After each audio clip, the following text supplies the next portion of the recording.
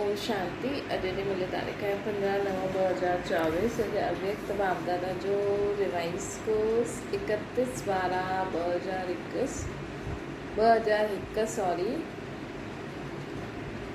हिन नए वर्ष में सफलता बाबा जे वरदान द्वारा बाप ऐं स्वयं जी प्रत्यक्षता के समीप लाए। अॼु नव युग जो रचता पंहिंजे मास्टर नव युग रचता ॿारनि सां नव वर्ष मल्हाइण लाइ आया आहिनि। अॼु नव युग जो रचता पंहिंजे नव युग रचता ॿारनि सां नव वर्ष मल्हाइण लाइ आया आहिनि। नव वर्ष मल्हाइण इहे त विश्व में सभी मल्हाईंदा आहिनि, लेकिन तव्हां सभी नव युग मल्हायो था। नव युग जी ख़ुशी हर ॿार जे अंदरि आहे। ॼाणंदा आहियो कि नव युग हाणे आयो कि आयो। दुनिया वारनि खे नव वर्ष हिकु ॾींहुं मल्हाइण जो ऐं तव्हांजो आहे, तव्हां सभिनि जो नव युग पूरो ई संगम युग मल्हाइण जो आहे। नव युग में ख़ुशी मल्हाईंदा, हिकु ॿ खे गिफ्ट ॾींदा। नव वर्ष में ख़ुशी मल्हाईंदा, हिकु ॿ खे गिफ्ट ॾींदा। उहो गिफ्ट बि छा आहे? थोरे समय जे लाइ उहो गिफ्ट आहे। नव युग रचता बाप तव्हां सभु ॿारनि जे लाइ कहिड़ी गिफ्ट लाईंदा आहिनि? Golden gift. जे गोल्डन गिफ्ट अर्थात गोल्डन युग में सभु स्वतः ई गोल्ड थी वेंदो। जे गोल्डन युग में सभु स्वतः ई गोल्ड थी वेंदो आहे। नयो आहे, नयो थी वेंदो आहे। थोरो समय खां पोइ नयो वर्ष शुरू थींदो, लेकिन न सभु नयो थोरी थींदो है न। असांजे नव युग में प्रकृति बि नई ठही वेंदी, आत्मा बि नए वस्त्र अर्थात शरीर धारण कंदी, हर वस्तु नई थी वेंदी अर्थात सतो प्रधान गोल्डन एज वारी थी हूंदी। त नए वर्ष खे मल्हाईंदे तव्हांजे मन में बुद्धि में नयो युग जी यादि अची वेंदी आहे न। नव युग यादि आहे न कि अॼु जे ॾींहुं नयो वर्ष यादि आहे। बाप दादा पहिरियों मुबारक ॾींदा आहिनि नव युग जी, पोइ साथ में मुबारक ॾींदा आहिनि नए वर्ष जी। छो जी तव्हां सभु नए वर्ष मल्हाइण लाइ आया आहियो न। मनाओ, मल्हायो, खूब मल्हायो। अविनाशी गिफ्ट जो बाप दादा द्वारा मिली आहे, उन जी अविनाशी मुबारक मल्हायो। सदा ई हिकु ॿ खे शुभ भावना जी मुबारक ॾियो। इहे ई सची मुबारक आहे।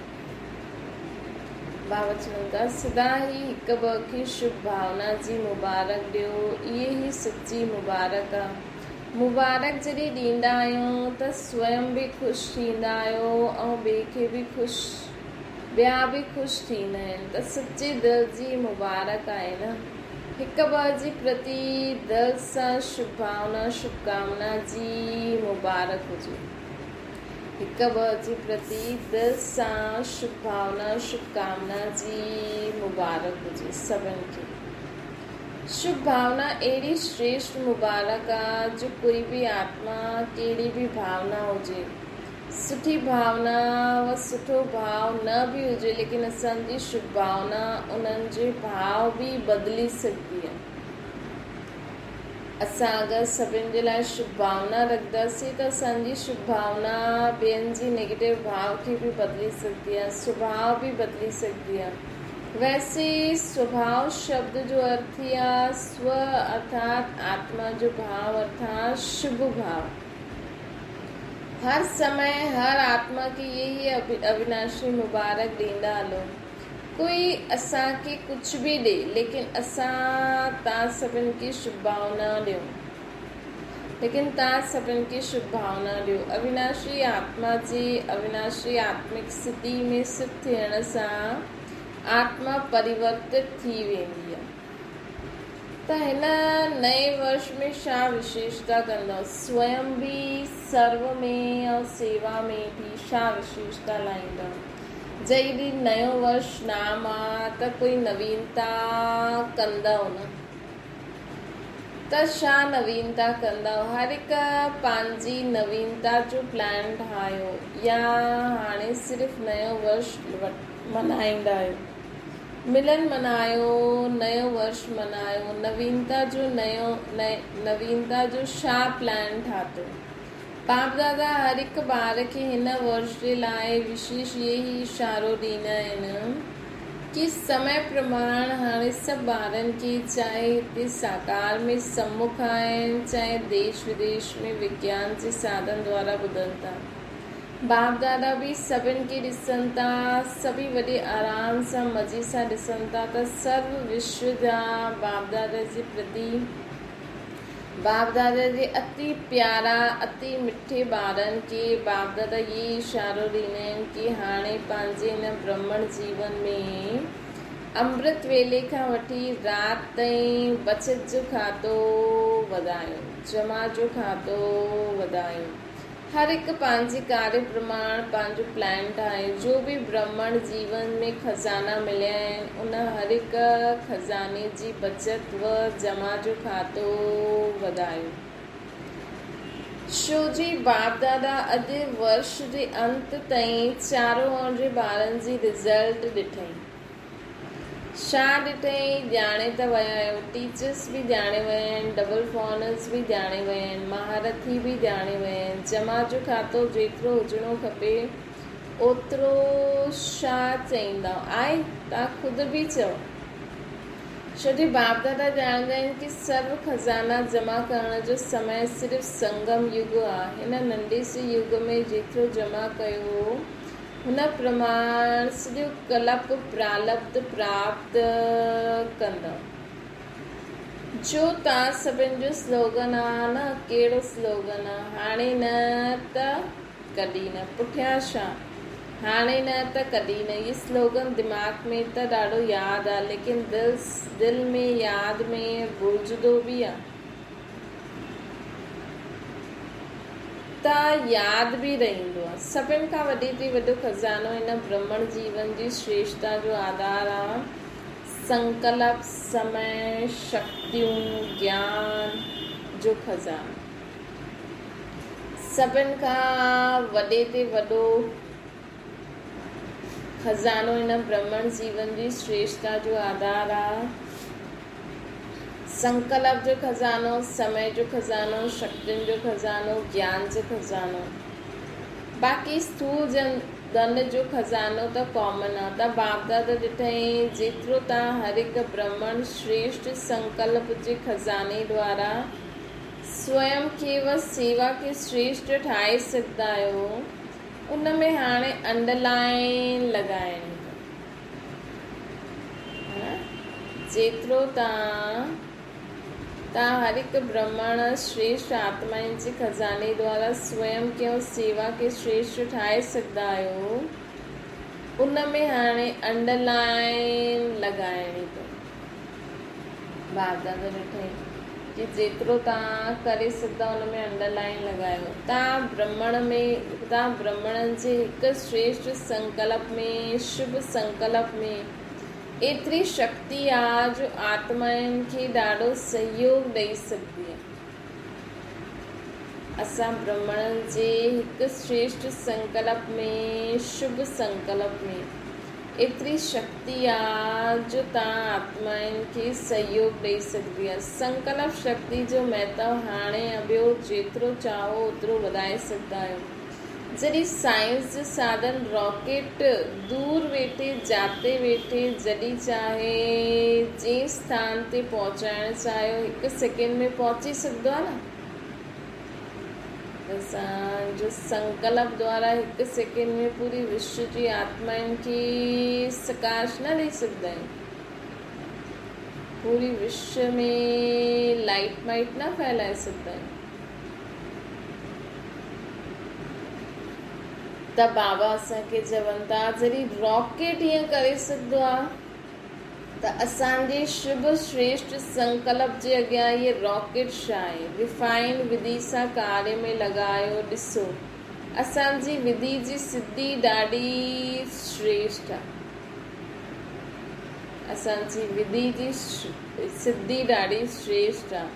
लेकिन हाणे अंतर्मुखी जी भट्टी में वियो त हिन वर्ष में पंहिंजे पाण सर्व खज़ाननि जी बचत जी स्कीम ठाहियो, जमा जो खातो ठाहियो। सॼे ॾींहं में स्वयं ई पंहिंजे प्रति अंतर्मुखता जी भट्टी जे लाइ समय फिक्स करो। आपे आप करे सघंदा आहियो, ॿियो न करे सघंदो आहे। बाप दादा प्रत्यक्षता वर्ष जे पहिरियों हिन वर्ष खे सफलता भव जो वर्ष चईंदा आहिनि। सफलता जो आधार हर खजाने के सफल करो, सफल करो, सफलता प्राप्त करो। सफलता प्रत्यक्षता के स्वतः ही प्रत्यक्ष करो। असांजी सफलता प्रत्यक्षता के स्वतः ही प्रत्यक्ष कंदी। वाच जी सेवा ॾाढी सुठी कई, लेकिन हाणे सफलता जे वरदान द्वारा बाप जी स्वयं जी प्रत्यक्षता के समीप लायो। हाणे सफलता जे वरदान द्वारा बाप जी स्वयं जी प्रत्यक्षता के समीप लायो। हर हिकु ब्राह्मणनि जे जीवन में सर्व खजाननि जी संपन्नता जो आत्माउनि जो अनुभव हुजे। हर हिकु ब्राह्मणनि जे जीवन में सर्व खजाननि जी संपन्नता जो आत्माउनि खे अनुभव हुजे। हर सर्व खजाननि जी संपन्नता जो अनुभव हुजे। अॼुकल्ह जी आत्माऊं असांजे अनुभवी मुहूर्त द्वारा अनुभूति करणु चाहींदियूं। असांजी अनुभूति करणु चाहींदियूं आहिनि। अॼुकल्ह जी आत्माऊं असांजे अनुभवी मुहूर्त द्वारा अनुभूति करणु चाहींदियूं आहिनि, ॿुधणु कमु चाहींदियूं आहिनि, अनुभूति ज़्यादा चाहींदियूं आहिनि। अनुभूति जो आधार आहे खज़ाने खे जमा करो। हाणे सॼे ॾींहं में विच विच में इहा चार्ट चेक करो। बाबा चवनि था हाणे विच विच में इहा चार्ट चेक करो। कहिड़ो चेक करो? जमा जो खातो केतिरो कयो, सर्व खज़ाना जमा केतिरा कया, जमा जो खातो केतिरो निकितो, पोता मेल कढो। हिकु मिंट में केतिरा संकल्प हलंदा आहिनि। संकल्प जी फास्ट गति आहे न। केतिरा सफल थिया, केतिरा व्यर्थ थिया। हिकु मिंट में चेक करो। हिकु मिंट में असांखे कहिड़ा कहिड़ा संकल्प आया, पोइ हुननि जी गति खे चेक करो। पोइ केतिरा सफल थिया, केतिरा व्यर्थ थिया, केतिरा समर्थ, केतिरा साधारण। चेक करण जी मशीन त असां वटि आहे या न आहे। सभिनि वटि चेकिंग मशीन आहे। टीचर्स वटि आहे। असांजे सेंटर ते जीअं कंप्यूटर, तव्हांजे सेंटर ते जीअं कंप्यूटर आहे, ईमेल आहे, वैसे इहा चेकिंग मशीन आहे। डबल फॉर्नस वटि आहे, हल्दी आहे या बंदि पई आहे। पांडवनि वटि चेकिंग मशीन आहे, सभिनि वटि आहे। कोई वटि न आहे त एप्लीकेशन विझो। जीअं किथे ऑफिस खोलंदा आहियो त पहिरियों ई सोचंदा आहियो न। ऑफिस ठाहिण खां पहिरियों अॼुकल्ह जे ज़माने में कंप्यूटर खपे, ईमेल खपे, टाइप मशीन खपे, कॉपी कढण वारी मशीन खपे न। त ब्रह्मण जीवन में असांजी दिलि जे ऑफिस में इहे सभु मशीन आहिनि या न आहिनि। बाप दादा पहिरियों बि ॿुधायो हुई कि बाप दादा वटि प्रकृति बि ईंदी आहे चइण लाइ कि मां एवर रेडी आहियां। समय बि ब्राह्मणनि खे बार बार ॾिसंदो आहे कि ब्राह्मण तयारु आहिनि। बार बार ब्राह्मणनि जो चकर लॻाईंदो आहे। त बाप दादा पुछंदा आहिनि, हथ त ॾाढा सुठा उठाईंदा आहियो। बाप दादा बि ख़ुशि थी वेंदा आहिनि। हाणे अहिड़ा एवर रेडी ठहो जो हर संकल्प, हर सेकेंड, हर श्वास जो बीते उहो वाह वाह हुजे, वाह वाह हुजे, वाए न हुजे, वाह वाह हुजे। हाणे कोई समय वाह वाह थींदो आहे, हर संकल्प, हर सेकेंड, हर श्वास। कोई समय वाह जे बजाए वाई थी वेंदो। कोई समय बिंदी लॻाईंदा आहियूं, कोई समय क्वेश्चन मार्क, आश्चर्य जी मात्रा लॻी वेंदी। त बाबा असांखे चईंदा आहिनि तव्हां सभिनि जो मन बि चए वाह, ऐं जंहिंजी बि संबंध संपर्क में अचो, चाहे ब्राह्मण चाहे सेवा करण वारनि जी, सभिनि जे मुख सां वाह वाह निकिरे। अच्छा, अॼु great great grandfather Brahma Baba ji हिकु शुभ आशा रही आहे। ब्रह्मा बाबा चई कि मुंहिंजा ग्रेट ग्रेट ग्रैंड सन्स जो विशेष हिकु ॻाल्हि, हिकु कहानी आहे। वो छा आहे कि सदा हर ॿार जे चेहरे ते सदा हिकु त रूहानीअत जी मुस्कुराहट हुजे। ॿुधियो, मुंहिंजे ग्रेट ग्रेट ग्रैंड सन खे विशेष हिकु ॻाल्हि चइणी आहे। बाप दादा चई, वो छा चई कि सदा हर ॿार जे चेहरे ते सदा हिकु त रूहानीअत जी मुस्कुराहट हुजे। सुठी तरह सां ॻाल्हि कन खोले करे ॿुधो। बाबा छा चईंदा आहिनि कि हिकु त असांजे चेहरे ते रूहानी मुस्कुराहट हुजे। ॿियो, मुख सां सदा मधुरता जा ॿोल निकिरे। जो मुख सां सदा मधुरता जा ॿोल निकिरनि। मुस्कुराहट ऐं ॿोल, हिकु शब्द बि मधुरता जे बिना न रहे। चेहरे ते रूहानियत हुजे, मुख में मधुरता हुजे, मन बुद्धि सदा शुभ भावना, रहम दिल जी भावना, दातापन जी भावना। न अहिड़ा असां हाणे कंप्लीट ठही वञूं, कॾहिं कॾहिं न, त असांखे बि केॾो सुठो लॻंदो। मुख में सदा रूहानी मुस्कुराहट, चेहरे ते चेहरे ते सदा रूहानियत, मुख में सदा मधुर बोल, ऐं मन में सदा सर्व जे लाइ शुभ भावना, मन बुद्धि में सदा सर्व जे लाइ शुभ भावना, रहम दिल जी भावना, दातापन जी भावना। बस है ना, खुद की आत्मा समझो, बाबा खे यादि करो त सदा ई मुस्कुराईंदा रहंदासीं। मुख सां सभिनि सां सुठो ई, मन में बुद्धि में अगरि सभिनि जे लाइ रहम भाव, क्षमा भाव, दया भाव, शुभ भाव हूंदो, दातापन जो भाव हूंदो, त ऑटोमेटिकली बोल बि मधुर ई निकिरंदा, कॾहिं कड़ा निकिरंदा न। हर कदम में फॉलो फादर हुजे त इहा करे सघंदा आहियो। टीचर्स ये करे सघंदा आहिनि, युथ करे सघंदा आहिनि। ज्ञान सरोवर में देश विदेशी जा युथ जी रिट्रीट हले थी। बाप दादा वटि युथ ग्रुप जी रिज़ल्ट ॾाढी सुठी आई आहे। पदम गुणा मुबारक हुजे। अॼु रिज़ल्ट आहे न, अच्छा रिज़ल्ट आहे, अनुभव बि सुठा कया, बाप दादा ख़ुशि थिया। बाप दादा अनुभव बि ॿुधी ॿुधाई न, डायरेक्ट बाप दादा असांजा अनुभव ॿुधे।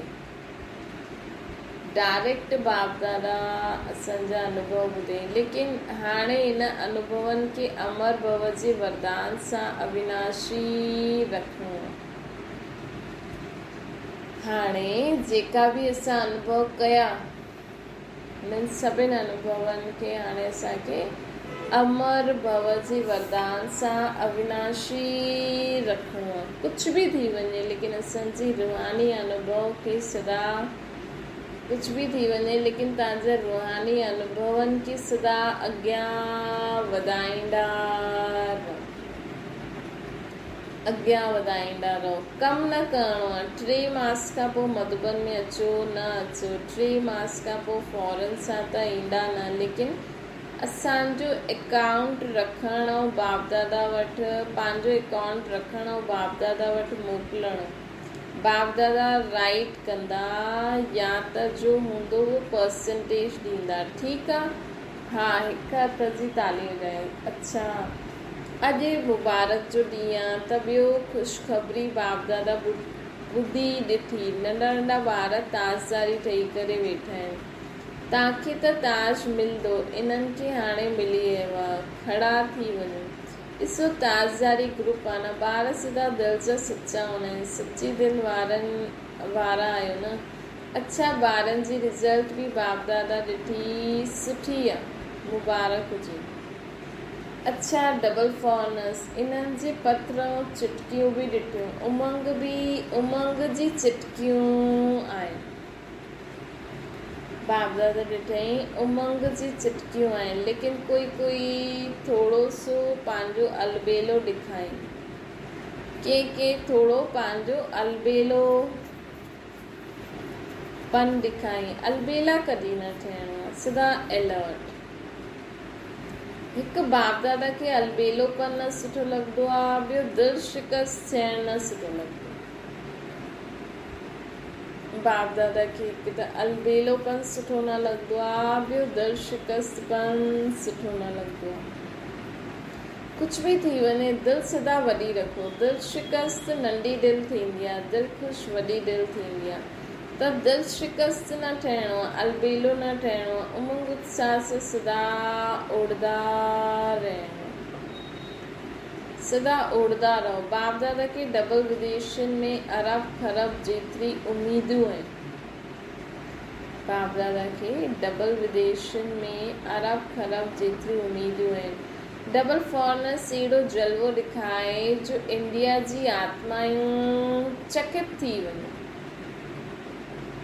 डबल फॉर्नस अहिड़ो अनुभव, डबल फॉर्नस अहिड़ो जलवो ॾेखारे, बाबा चईंदा आहिनि न, जॾहिं डबल फॉर्नस जॾहिं विदेश मां नामी ग्रामी आत्माउनि जो गुलदस्तो ठहींदो, तॾहिं भारत वासी जग सोचो समय जॾहिं विदेश मां नामी ग्रामी आत्माउनि जो गुलदस्तो ठहींदो, उहो चईंदो कि भारत में भॻवानु आयो आहे, तॾहिं भारतवासी जागदा। त बाबा चवंदा आहिनि विदेश वारा अहिड़ो जलवो ॾेखारियो जो इंडिया जी आत्मायूं चकित थी वञनि। अचिणो त आहे, उहो बि ॾींहुं अचिणो आहे, जल्दी अचिणो आहे, अचिणो ई आहे। बाबा चवंदा उहो ॾींहुं अचण वारो आहे, ईंदो उहो ॾींहुं, जल्दी जल्दी ईंदो। हाजी त चओ, बाप दादा इन एडवांस मुबारक जी थालियूं भरे करे सभिनि खे ॾींदा न, लेकिन उहो ॾींहुं ईंदो ऐं बाबा जी विदाई थी वेंदी। मतिलबु असां बाबा जी विदाई जे समय जो इंतज़ारु था कयूं। त ॾिसो कहिड़ी सारी कंडीशन आहे। अॼु असां चऊं सभिनि जो दुख दूर थी वञे, मतिलबु बाबा जी विदाई थी वञे। असां चऊं जल्दी स्वर्ग अची वञे, मतिलबु बाबा जी विदाई थी वञे। त इहो बि कहिड़ो मतिलबु ॻाल्हि में उहो आहे। त ॿार चवनि था हा जल्दी जल्दी ईंदो। बाप दादा इन एडवांस मुबारक जी थालियूं भरे करे ॾियनि था। एतिरी हिमत बाप दादा डबल फॉर्नस में ॾिसंदा आहिनि। ईअं आहे न, फॉर्नस में ॾाढी उमेदु आहे। अच्छा, युथ बि सुठा आहिनि, प्रवृत्ति वारा बि सुठा आहिनि, कुमारियूं बि ॾाढी सुठियूं आहिनि, सभु सुठा आहिनि। कमाल ई कमाल आहे। ठीकु आहे न, इहे सिंधी परिवार चए छा कमाल कंदा, निमित मात्र सिंधी आहिनि, लेकिन ब्राह्मण छा कंदा, चओ बाबा जो नाम रोशन कंदा। त कंहिं चयो बाबा तव्हांजो नाम रोशन कंदा, कॾहिं कंदा, हिन वर्ष तव्हांजे मुख में गुलाब जामुन। हिम्मत वारा आहिनि। असां तव्हांजो वरदान साथ में आहे, वरदाता ही साथ आहे, त वरदान छा वॾी ॻाल्हि आहे। जो बि हिन कल्प में पहिरीं बार आया आहिनि उहो उठो। जो पहिरीं बार आया आहिनि उन्हनि ॿारनि खे बाप दादा चईंदा आहिनि कि आया पुठियां, लेकिन वञो अॻियां आहे। एतिरो अॻियां वञो जो सभु असांखे ॾिसी करे ख़ुशि थी वञनि और सभिनि जे मुख सां इहे शब्द निकिरे, कमाला कमाला कमाला। अहिड़ी हिम्मत आहे। पहिरीं बार अचण वारनि में हिम्मत आहे न। नयो वर्ष मल्हाइण आया आहियो त नए वर्ष में कोई कमाल कंदव न। पोइ बि बाप दादा के सभी ॿार अति प्यारा आहिनि, है न। पोइ बि बाप दादा के सभी ॿार अति प्यारा आहिनि। पोइ बि ॾाढी अक़ल जो कमु कयो आहे। टू लेट खां पहिरियों अची वियो। हाणे पोइ बि हिन हॉल में वेहण जी सीट त मिली आहे न, रहण जो पलंग या पट त मिलियो आहे न। जॾहिं टू लेट जो बोर्ड लॻी वेंदो त क्यू में बीहणो पवंदो। इन करे पोइ बि सुठा समय ते बाप दादा खे पहचाने वरितो। इहे अकल जो कमु कयो न। अच्छा, विश्व जे चारों ओर जी सर्व सफलता मूर्त ॿारनि खे सर्व सफल करण वारा तीव्र पुरुषार्थी ॿारनि खे सदा पंहिंजे अकाउंट खे चेक करण वारा चेकर ऐं भविष्य मेकर अहिड़ी श्रेष्ठ आत्माउनि खे सदा पंहिंजे हर कदम में बाप खे प्रत्यक्ष करण वारा ग्रेट ग्रेट ग्रैंड फादर जी सर्व ग्रेट सन्स खे बाप ऐं दादा जो यादि प्यार ॾाढो ॾाढो ॾाढो ॾाढो ॾाढो ॾाढो ॾाढो यादि प्यार मुबारक हुजे ऐं नमस्ते। ग्रैंड सन्स खे बाप दादा विदेश देश विदेश जे सभी ॿारनि खे नव वर्ष जी मुबारक ॾिनी। चारों ओर जी सफलता जे सितारनि खे पुराणे वर्ष जी विदाई ऐं नए वर्ष जी बधाई जे संगम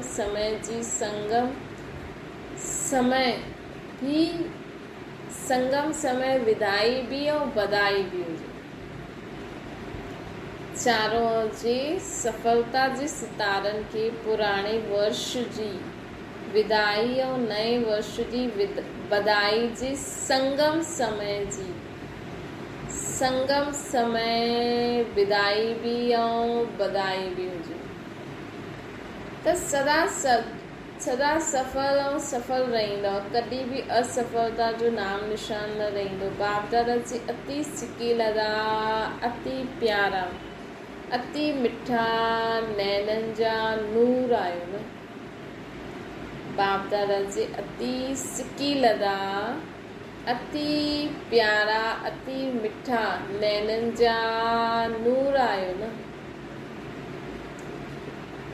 ॾिसो बाबा ॾिसे केॾो प्यार था करनि। ग्रैंड सन्स, अति प्यारा, अति मिठा नैननि जा नूर आहिनि। सभु नंबर 1 ठहिणा ई आहिनि। हिन दृढ़ संकल्प सां हर कदम बाप समान उठाईंदा रहो।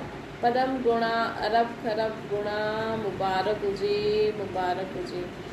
बाप दादा ॾाढो ॾाढो अमूल्य डायमंड्स खे डायमंड मॉर्निंग